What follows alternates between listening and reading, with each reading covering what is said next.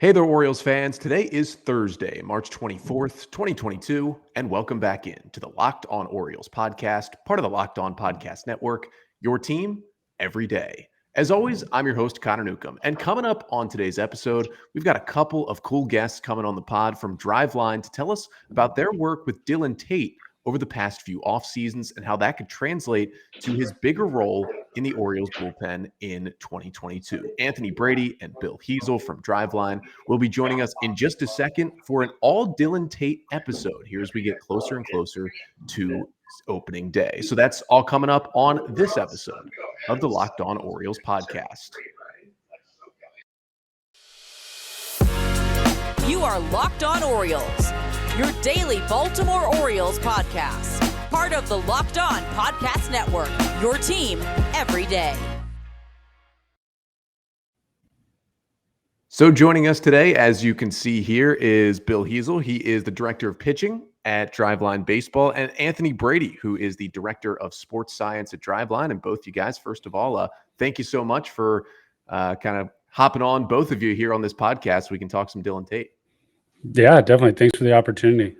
Excited to always talk about biomechanics when I can. So, yeah, same. Excited to be on. Thanks for having us. Yeah, and so we've seen, and a lot of Orioles fans have seen the work that Dillon's been doing, and you guys at Driveline have done a great job of promoting that work and making it easy to kind of figure out, especially, Anthony, you're right up. That's a lot of stuff that I think is over a lot of people's heads, but I think you did a good job of helping me and other Orioles fans kind of understand what is going into Dillon's offseason work. So first, I'm just going to leave this to both of you. Kind of how did the relationship with Dillon Tate start? When did he start coming to Driveline, and how has that progressed over the years? Yeah, Bill, I'll let you take that one. Yeah, a couple years ago, he honestly just randomly reached out to us about coming out and for an assessment and just kind of seeing if we could help him with some of his throwing program stuff. And it was mostly just a random inquiry that he had some interest and heard about us and stuff. And I reached out to him. We coordinated him coming out. And actually, when he came out, his intention was for us to, kind of help him with his entire offseason at the time. I had convinced him to come out sooner than he was expecting and start throwing a little bit sooner. I kind of laid out a plan for what I think we want to accomplish in that first offseason. And he came out, assessed, spent that entire offseason with us. I think he came out maybe in December, that first offseason.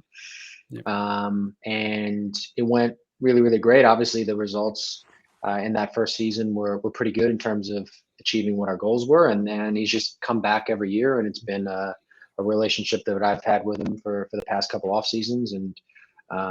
And now he comes out, basically as soon as the season's over, I give him a week or two to kind of relax and cool down and not think about baseball. And then usually I'll shoot him a text, check in on him, see how he's doing.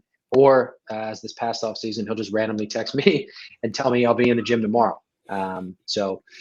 It's kind of started with just a random inquiry. The interest was on his end, and wanting to, explore what we were all about, and the relationship just kind of grown from there. Yeah, and Anthony, for you, when a pitcher like Dillon comes in, and how do you go about, forming your relationship with him as well, and then kind of identifying how you can help on the biomechanical and the sports science side? Yeah, it's always great to get a big leaguer in the gym and kind of like add him into our database. Early on, it was a lot harder to understand these sort of like mechanical adaptations and what we're looking for in the biomechanics report because we didn't have enough data points on these like high level elite throwers. But, fortunately over the last 4 or 5 years that we've had the lab, we've been able to work with some of the best throwers in the world, multiple big leaguers and professionals, not only here in the US, but we've gotten to work with a bunch of NPB teams. We've gone down to the Dominican. So we've been able to build up this internal database and data set of all these high level throwers. And that's what we kind of work around with the biomechanics data. So, when Dillon comes in, we're just trying to get the most accurate picture of how he moves on the mound. So we're trying to quantify all of that. And then we take the way that he moves and we compare it against kind of our internal database of those other high level throwers. And we're able to say, okay, look, we know you're already throwing this hard. We know that this is how you move. We've seen versions of you before that move with these like similar characteristics that you have, and we think that the ceiling can get a little higher if we try to make these sort of adaptations. And then we kind of just run that test cycle again later on to see what actually changed, and then give him the feedback. And early on, it's honestly really easy when working with the athletes. There's not that much of a relationship building that I have to work with, because it's just cold hard numbers. I'm not trying to sell them anything. There's no subjective coach's bias or anything. I'm just kind of instructing him and the athletes on like, here's how you move. These are the actual numbers. Like there's no BS here. And here's where we kind of want to get you to. And so when you show them something that is that actionable and that tangible, that's like right there in front of them, that they understand, I think it's just really easy. They appreciate it, more times than not. Because a lot of these guys, they've been dealing with coaches or trainers previously who will watch them in a bullpen and maybe give them a recommendation to move a certain way, and they just don't know if it's true. So it definitely makes my part of the job a lot easier. Yeah, and you look at a guy like Dillon Tate, who I would not say at all is kind of like the cookie cutter wind up guy on the mound. He's a taller guy, he's a skinnier guy, he's got a lot of things moving in different directions at times. So Anthony, when you look at that, and I know in the piece you identified, the arm action and the shoulder separation is kind of the big things for Dillon, and he's a guy where there's a lot of moving pieces going on. So how did you key in on kind of those two big factors? And the other part of that question is, how well did he take that in and apply it to himself? Because you obviously have to have buy-in from the pitcher as well. Yeah, definitely. Yeah, individuality is obviously one of the biggest things that we always kind of try to preach here when we're working with guys. We want to let them move how they like to move, and we don't want to cookie cutter anyone. It sounds kind of counterintuitive when you think about it, because we have all these models of how people move, and then we maybe make suggestions, but in no way is it we have this like gold standard movement profile that we have, and we just apply it to everyone. More so, we have a bunch of internal models and algorithms that kind of like balance out and weight certain metrics based on the way that you move in certain areas. So an athlete that throws just as hard as Dillon, but maybe with a different mechanics profile, is going to get different suggestions. So fortunately, over the years, we've been able to kind of like amass this large database that makes a lot of those decisions for us. Like it gives us the outputs of, hey, this is going to be the most optimal way that we think your mechanics can improve. And we haven't always been right. We've had decisions and models that maybe didn't make the right mechanics recommendation. And that's how we've kind of like learned along the way, updating that. And we've been able to hone in on those kind of like finer tuned things that really are missing in certain athletes. And so when we were looking at Dillon's, the shoulder horizontal abduction was a big one. The hip shoulder separation and trunk positions were the other ones.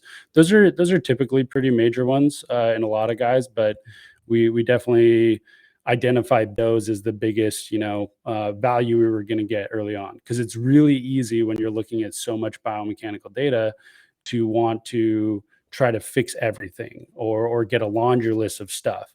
And that can be overwhelming for the athlete, especially if they haven't worked with biomechanical data or seen a mocap report before. So it's much easier to digest it as, look, there's one or two, maybe even three things that we're really going to work on. Here's how it's going to affect your mechanics, and let's focus on that. Let's retest and then see how it kind of improved, what changed, and then go from there. Yeah, I wanted to turn it over to Bill because, a lot of pitching coaches might, see with the naked eye, oh, there's something different happening with your shoulder here than it has happened before. But obviously to the next level with what Anthony's doing, what you guys are doing at Driveline, I mean, you're breaking it down with diagrams and kind of the skeleton outline overlays that were in the article as well, where you can see exactly how something is a little bit different. So when it comes, back over to your side, how are you implementing those things to show Dillon and, talk about what this change could do for him, but also know that, he's still a human being on the mound, and in, 60 seconds, he can't make that exact change. Yeah. I mean, Fortunately, in Dillon's case, he works unbelievably hard. He's one of, I've been lucky enough to work with quite a few big leaguers at this point, and he's one of a handful that I've had the chance to work with that if you just watch him go about his business, he takes every throw that he makes, every single thing that he does in the gym is really intentful. There's a lot of conscious effort behind everything he does. He doesn't waste any throws, and that's pretty rare because if you're familiar with how we train guys, one of the primary ways we get better at throwing is to throw. So we throw probably more than you would expect if you were to walk into like a normal academy or training facility. So as is always the case with pitching, there can be some monotony to it. You're just making a lot of throws, and Dillon just spends a huge amount of effort every single throw, regardless of the intensity. And that's really, really important. But in terms of going back to your question, the most important thing is trying to work backwards from the on-field stuff. So we always try to figure out what is the lowest hanging fruit, what is the thing that can impact on-field results the greatest amount. And the reality is, for a lot of athletes, that just is velocity. Just throwing harder is going to help them acquire more outs, and that's really what we're trying to do. But in Dillon's case, that's evolved over the years that we've worked together. In the first year, that really was the lowest hanging fruit. He was a guy that threw pretty hard in high school and in college. Obviously, went in the first round and was an upper 90s, nearly touching 100 guy. And then his first year in the big leagues was 92, 93. And it bounced around with some different teams and some trades. And so really priority one was kind of restoring that and getting the velocity back to above league average. And that was really the lowest hanging fruit. If we could just get him to throw harder, he was going to acquire more outs. But like I said, that's evolved over the years. And we always tried to work backwards, like I said, from what the on-field result is. And then we tie that to the motion capture stuff, right? So if we're trying to get an athlete to throw harder, then we just want to identify in the movement metrics, what are the things we can improve that will have the greatest impact on velocity. So we have a pretty good idea of what those things are. We run correlations on those things all the time. So we know, hey, these metrics correlate pretty well with velocity. So if one or more of those areas are lacking specifically, then we're going to structure a drill package around those things. And that's really what we focus on with Dillon is, hey, these are the drills we're going to do. We think these drills are going to influence these metrics the most. Here's the cues and the way we're going to set the drills up. And from there, it's just using the radar gun as feedback and trying to move better through the drills and execute the drill with the highest proficiency you can. And then the drills really take care of the work. And using the radar gun as feedback is probably one of the primary ways. And it's something that Dillon is really, really good at.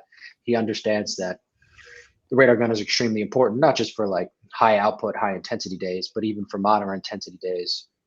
He knows where he should be. He knows if he's going too hard, if he's going too soft. But more importantly, he knows that if he moves better, regardless of the throwing intensity, the velocity is going to go up. So he's just very in tune to that now at this point. So really, it's just applying the right drill set to influence the movements that we want and then letting the athlete do the work. Yeah, I want to let Anthony jump back in here one more time because I know you got to hop out in a second. But, just in terms of Dillon, you talk about, everything that you had identified first and knowing that you have to pinpoint a couple things because you can't, as you said, just throw everything at an athlete, the first time you meet with him. Mm-hmm. So, you've helped with the arm action, helped with the shoulder separation, the velocity is up and the results have shown, so when you look at Dillon, is there kind of like a next thing or something else that as you continue to look at the data, like, all right, he's mastered this, the velo is up. And now as we continue to work, like here comes something new for Dillon Tate. Yeah. I think that's kind of what the athlete always wants. They kind of like move their ceiling up or reach this new area that they're throwing in, and they're like, okay, now what's kind of the next fix?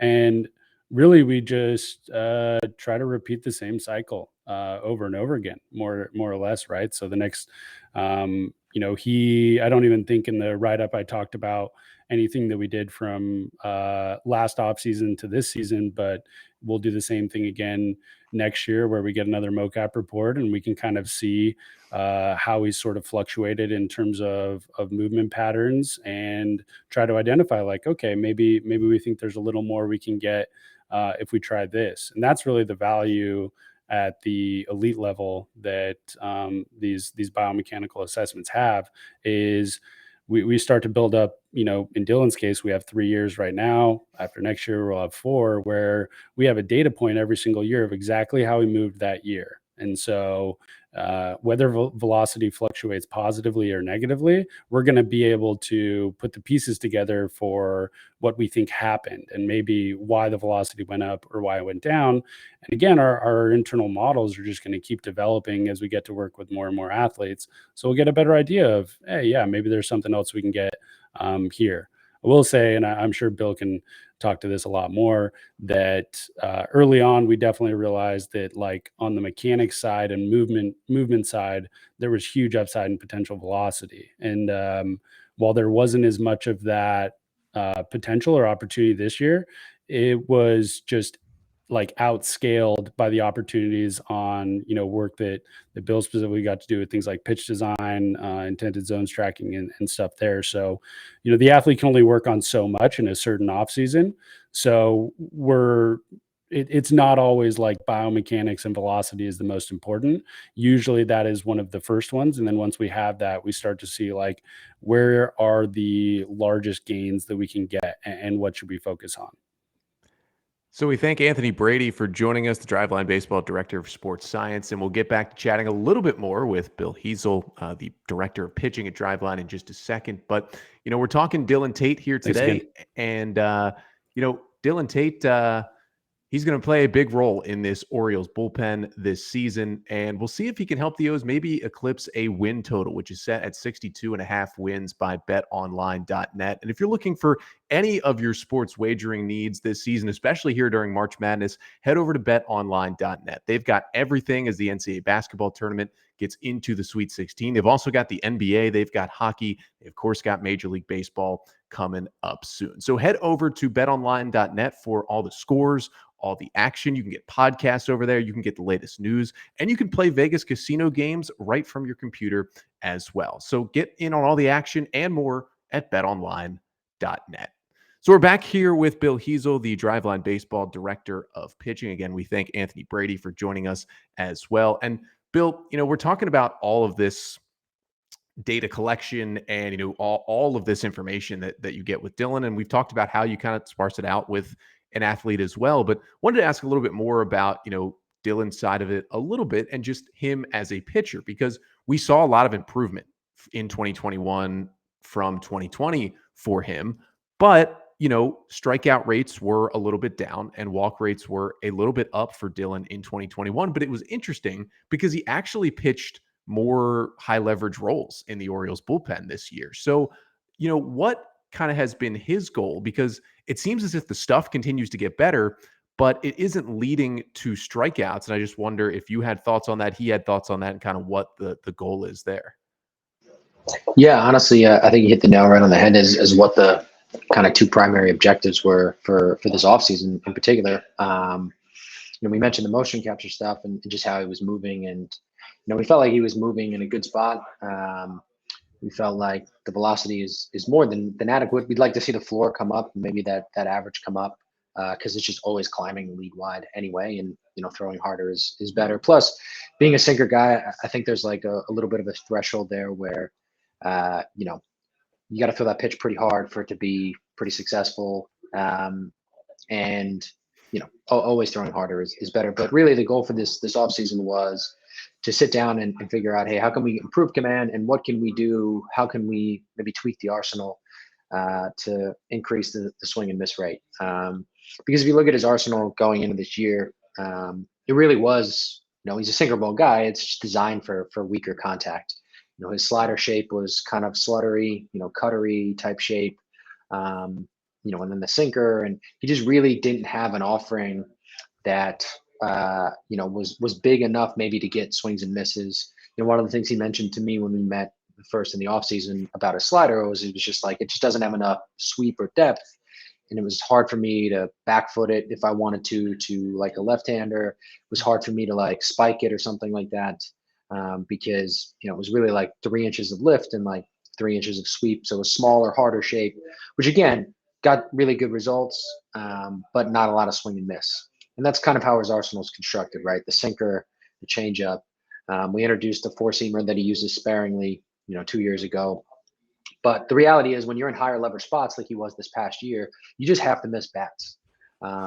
It's tough to be a reliever in this league, because, you could come in and, you could not give up a hit and give up a run, depending on the situation that you come in. So the value of a strikeout is really, really high. And we just wanted to see if we could do something with his arsenal that would allow him to, potentially strike out more guys.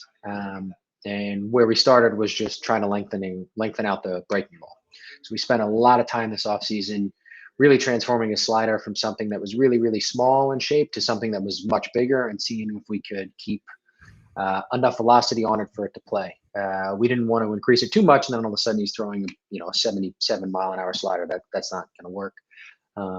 The results were pretty good. We feel like that's in a pretty decent spot. We'll certainly see. The ultimate test is going to come here in a couple weeks. And then what we also did is kind of tried to keep the slider that he had last year and morph that more into a cutter. So give him something that he can throw behind in the count that doesn't move a ton, that he could hopefully command pretty well, because that's the other thing that I think sometimes gets overlooked when you're talking about command is, with Dillon outside of that slider, his sinker and his changeup are just running arm side 17, 18, 19 inches. His pitches move a lot. So they're just naturally going to be tougher to command.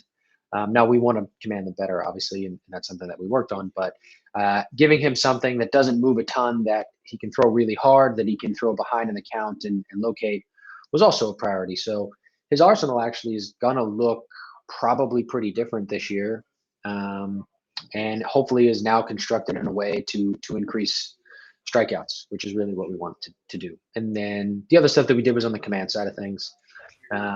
We started really with just more intentful catch play and just making sure that any time he threw any implement, whether it was a baseball, a weighted ball, plyo ball, he was just always throwing to a target all the time. Because we wanted to try to passively work on it, and see if we can make improvements in command without really doing a ton of targeted command work. And then on top of that, we did some intended zone tracking. So basically we just tracked every time we threw a bullpen or something like that, the intended location of the pitch, and then where it actually ended up. And what you can do when you do that is you can measure the miss distance in inches.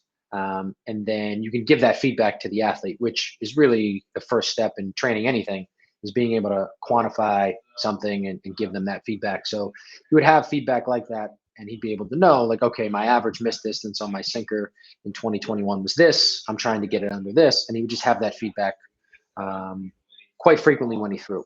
And then sometimes we would track it and either not share it with him if it was good, only share it with him when it was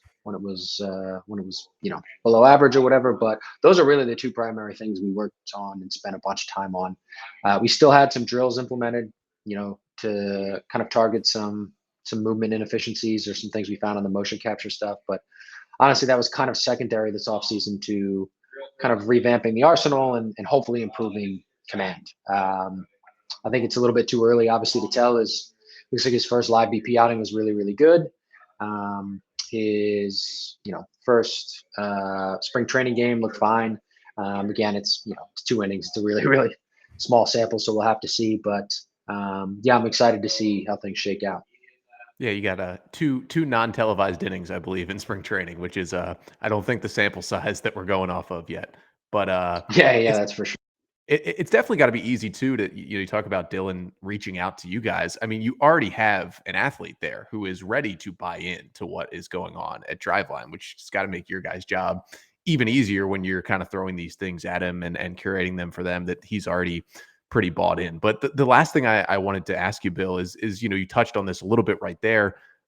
is just, when you watch him throughout the season, we obviously know he's a shoo-in. He's going to be on the Orioles opening day roster. He's going to be a big part of this bullpen.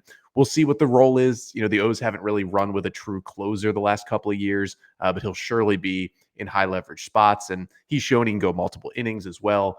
So when you're looking at him this year, and I know you'll be looking at how that kind of revamped arsenal looks, like how will you evaluate him throughout the year? And I'm sure, there'll already be at some point eyes onto, all right, what comes up next offseason, but what will that evaluation look like for Dillon Tate? Like what kind of things are you trying to check off when, you watch him get into the groove of, 60, almost 70 innings last year? He'll probably have a similar workload this year. Yeah, to touch on the buy-in thing too, I mean, I definitely think what has helped is because of how hard Dillon works, he's one of the athletes that I give quite a bit of autonomy to. So during our training in the offseason, rather than just scripting out every single thing that he's going to do, which some athletes like, some athletes prefer that and trust me or our staff enough to do that and want that. But someone like Dillon really just thrives with some autonomy. He has really good feel for his body and how he's feeling one day versus the next. So I try to give him quite a bit of autonomy each day. And I think that helps a ton with the buy-in stuff, because he feels like he's in control of what he's doing just as much as me or anyone else on our staff. And that's really important. I think you also touched on, or I didn't mention, one of the other things we really worked on was just trying to get his throwing fitness really, really high. The other thing we saw last year is he'd have 7 or 8 straight outings where he was really, really good, then 1 or 2 not so good, and then he'd go on another streak where he was really, really good. So we wanted to try to just, hack that, I guess, by throwing a little bit more than we did in the previous off seasons, trying to really push throwing fitness, making sure that his arm was really, really resilient so he could handle the workload. That's the other thing too to consider last year. I mean, it was really his first full season in the big leagues, and he ended up leading the team, I think, in appearances or tied for the team lead in innings pitched out of the pen. So it's a pretty large workload jump for him, and we wanted to try to counteract that this year or this past year. But in terms of how I'll evaluate things, it's tough, man, because the game is just really hard. If there's one thing I've learned probably more than anything over the past year or two working with a handful of big leaguers on a regular basis and during the season, it's just the game is really, really hard. It's really hard to be good, and you could have really good stuff and get bad results. You could have bad stuff and get good results. I mean, the game is just really, really difficult. So I typically try to take a very, very objective view of how I evaluate things and just look and see, are the things that we wanted to accomplish, did we accomplish those? So are we throwing a slider that is the shape that we want at the velocity that we want on a regular basis? Is our average slider what our target was? Is our average cutter what our target was? Are our pitch usages roughly where we think they should be? And then is our miss distance on our pitches reduced from the previous year? I think those are the things I'm going to focus on because they're just very objective. They filter through, any luck and chance and clutter. But also, in theory, if Dillon does those things, just like any pitcher, the results will, hopefully kind of take care of themselves. So I think those are kind of be the ways that I evaluate things. Obviously, we want to strike out more guys. We want to walk less guys. But it's just tough, especially in the AL East. I mean, it's a pretty difficult division to pitch in. It's only getting harder. So I'm just really excited to see him go out and throw. And I'll try to take as an objective view as possible, because that's honestly what he's going to want when he comes into Salami next offseason. He's going to want a very honest and very objective view of what are the things I think he needs to work on to get better. And then we can put our head down and go to work on them. So, yeah, it's not going to get any easier every night for Dillon Tate. You mentioned Judge one night, Guerrero, Wander Franco, Xander Bogaerts. They continue to come up every single night in this division. But he stepped up with that huge workload last year, and we're hoping to see that success again and the new arsenal as well. And I tried to start the Dillon Tate for Orioles closer campaign last summer. We'll see how that goes early this year. But Bill, thank you so much for coming on. A lot of good info here from you and Anthony as well about Dillon Tate and his work at Driveline, and wish you continued success there. And thanks again for coming on the podcast.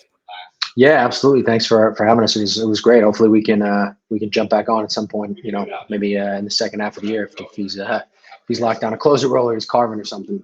Yeah, that's what we're hoping for. But we thank again Bill Hezel, the director of pitching at Driveline Baseball. Also Anthony Brady, who joined us earlier as well, director of sports science there at Driveline as well. Remember to subscribe to the Locked On Orioles YouTube channel right here. You can continue to watch episodes like this. Hit that red subscribe button right there. And again, we'll be back tomorrow with another episode, looking through some Orioles spring training news and notes, some headlines, and start to take a look at what the 28-man opening day roster could look like. I'll tell you one thing, Dillon Tate will definitely be on it. But thank you so much for watching. We'll be back tomorrow. Until then, I'm Connor Newcomb, and this has been the Locked On Orioles podcast, part of the Locked On Podcast Network. Your team every day.